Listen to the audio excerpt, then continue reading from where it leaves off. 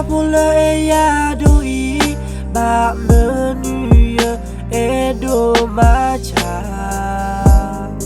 Fahiloki sa ko pluma chaba yeda ba menu ya tu ai ya edo ma peda ya sa Fabula ya te ya ba menu tu na Tobo da tobo afapo badu wedalu yuhu no me tipu bai walo tobo le adu hu hey chogumo itapo ibadu ba mendu aku Fabo adu edo bana suye de takumwipo ni fini planinda takamala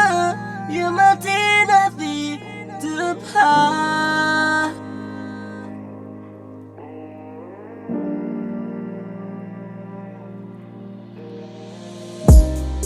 Kailan dunia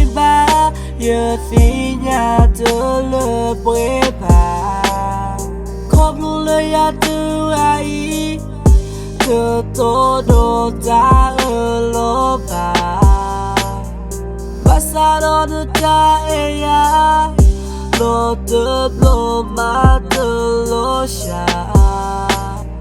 Fabula eya te ya Ba me du tu na Tobo afapo badu wedalu yuhu do me tipu bai walo tobo le adu hu hey chogumo itapo ibadu ba mendu aku Fabo adu edo bana suye takumwipo ni fini